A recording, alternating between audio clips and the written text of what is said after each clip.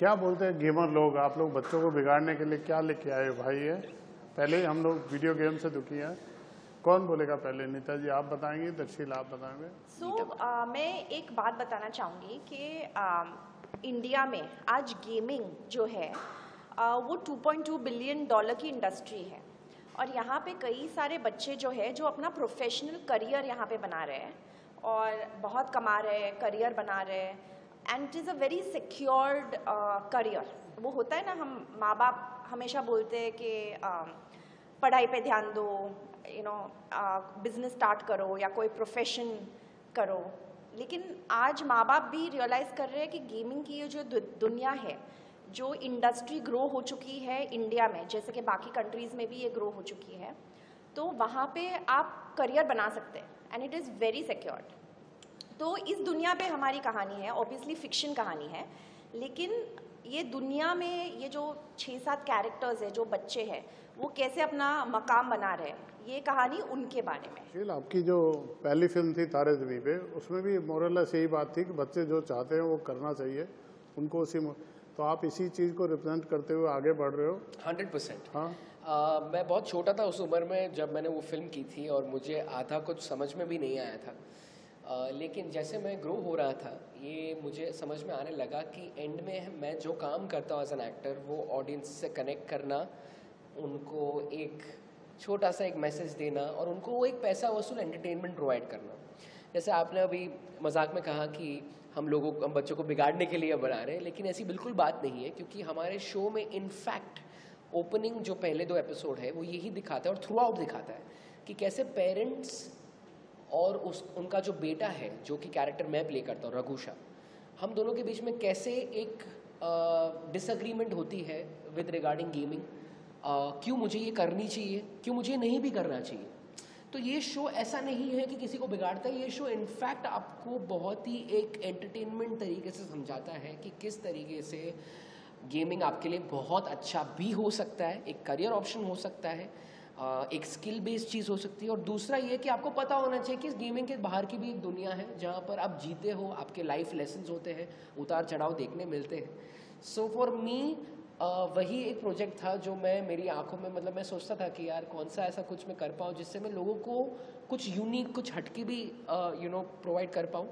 और उसमें मेरा बस आई फील लक अच्छा था, या मेरे पता नहीं अच्छा कर्मा था कि मुझे अभिनय देओल सर के साथ और नीता मैम के साथ काम करने का मौका मिला, क्योंकि उनकी टीम जो है बहुत पैशनेट है और वो जो भी प्रोजेक्ट में मान लेती है वो उनको कम्प्लीटली मतलब टू द टी एग्जीक्यूट करती है। सो मेरे लिए वो एक एकदम ड्रीम कम ट्रू जैसा था। किया गया। क्या आपको चीज़ सबसे ज़्यादा अट्रैक्ट लगी आपका?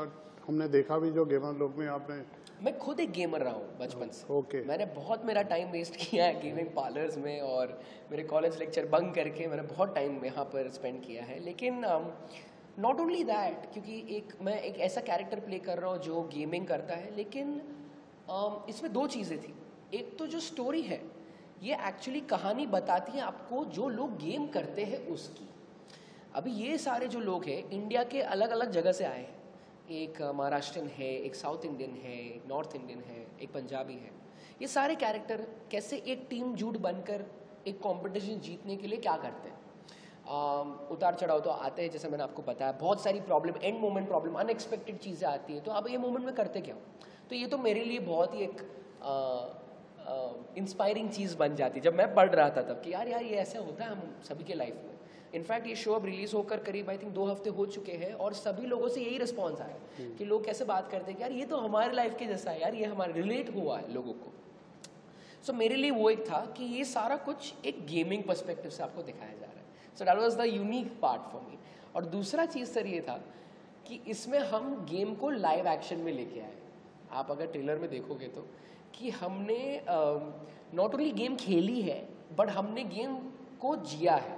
हम वो कैरेक्टर बन जाते हैं। मैंने वो 9 किलो की गन उठा के हमने पूरा एक 5-7 दिन का एक पूरा एक्शन सीक्वेंस शूट किया था, and that for me experience wise mind blowing था। लेकिन फिल्म में जब मैं ये देखता हूँ, देखो मैं वेब शो ऐसा लगता नहीं, ऐसा लगता है कोई फिल्म देख रहे हैं। सो मेरे लिए 2 चीज़ें बहुत ही अट्रैक्टिव थी when I had found this story. पिताजी पहले ख्याल कैसे आया दर्शील के बारे में? आपने कैसे कॉल लिया, कैसे अप्रोच? सो जब हमारी स्क्रिप्ट रेडी हुई थी, मेरे पार्टनर जो है अभिनय देव जी, उनका हमेशा वो इस शो पे क्रिएटिव प्रोड्यूसर भी है अपार्ट फ्रॉम प्रोड्यूसर। और जब हम लोग डिस्कस कर रहे थे, वो मैं और आर्या जो इस शो के डायरेक्टर है, तो हमारे तीनों के दिमाग में दर्शील का नाम ही आया, क्योंकि ये जो कैरेक्टर है वो बहुत यंग है, मतलब वो 17-18 साल का एकदम यंग बच्चा है। एंड ये कैरेक्टर हमको ऐसे चाहिए था, एक अच्छा एक्टर हो जो यंग भी दिखे और जिसके चेहरे पे वो इनोसेंस हो, लेकिन मौका आने पर वो फुल कॉन्फिडेंस के साथ अपनी टीम को लेके आगे बढ़े। तो ये कैरेक्टर के दोनों पहलू है, मतलब he is very innocent, he is very vulnerable, but at the same time जब राइट अपॉर्चुनिटी आती है, जब उसकी टीम को उसकी ज़रूरत होती है, he goes all out for them. So I think Darsheel was all three of hours first choice. या और बहुत गेम बड़े नेगेटिव में भी यूज़ होता है कि 4 दोस्त जब मिल जाते हैं तो उसमें एक कोई गेम करने वाला भी होता है, ये उस तरह की कुछ कहानी है क्या? नहीं, इस कहानी में जैसे कि दर्शील ने बताया कि इनका जो कैरेक्टर है रघुशा, वो सूरत के छोटे शहर से है और उसके जो पेरेंट्स हैं वो बहुत गुजराती मिडिल क्लास कंजर्वेटिव लोग हैं, तो उनको समझ में नहीं आता ये गेमिंग क्या है। वो चाहते हैं कि पढ़ाई करे, आगे जाके अच्छी जॉब ले जो सिक्योर्ड करियर हो। तो कैसे ये लड़का अपने ड्रीम्स को हासिल करने के लिए मुंबई आता है और एक टीम ज्वाइन करता है जिसका नाम है गेमरलोक, वो टीम का नाम है गेमरलोक, और उस टीम को लीड करती है हमारी मेन हीरोइन जोआना, वो टीम लीडर है। और ये 5-6 बच्चे वो टीम मेंबर्स है उसके, और कैसे इन सबका एक ही सपना है गेमिंग में, अपनी इस इंडस्ट्री में अपना करियर बनाना। और हमने सीरीज़ में दिखाया है, ऑब्वियसली ये फिक्शन है, टूर्नामेंट ऑफ चैम्पियंस जो इंडिया की सबसे बड़ी कंपटीशन है, गेमिंग कंपटीशन, ये टीम को वो कंपटीशन जीतना है। तो ये उनकी कहानी है, लेकिन ये खाली गेमिंग के बारे में ही नहीं है, it is about the friendship between them.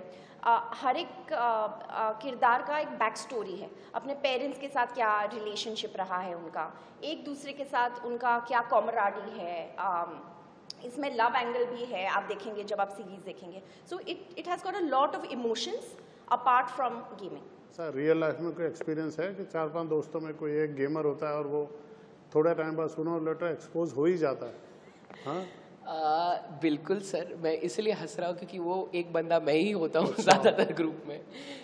हमारे इनफैक्ट इस शूट पे ये हुआ था कि हम सभी को कोई ना कोई हिसाब से गेमिंग में एक्सपीरियंस था, लेकिन कोई एक्टिवली खेलता नहीं था।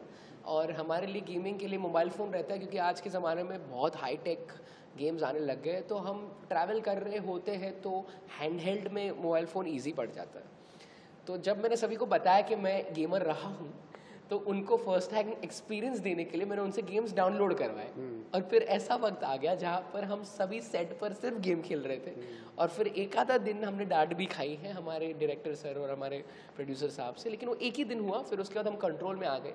मेरे लिए on a personal scale as gaming, मुझे मेरा माइंड कहीं चीज़ से कोई मुझे टेक ऑफ कर, मतलब पता है को कभी कभी एक ओवर थिंकिंग, थोड़ा ज़्यादा दिमाग बहुत डीप चला जाता है, तो to take my mind off that मैं गेमिंग में चला जाता हूँ। बट फिर मेरा माइंड द मोमेंट मैं काम डाउन हो जाता हूँ, मेरी वो गेम, मेरा वो मिशन जो भी मुझे करना था वो मैं कम कर देता हूँ। इनफैक्ट मैं प्रेफर भी करता हूँ ज़्यादा पजल सॉल्विंग, ज़्यादा प्रॉब्लम सॉल्विंग, चेस वगैरह टाइप ऑफ गेम्स ज़्यादा इंटेलेक्चुअल जो हो सके, ताकि आपका माइंड प्रॉपरली डाइवर्ट हो रहा है पर उधर भी आपका अच्छा ही हो रहा है।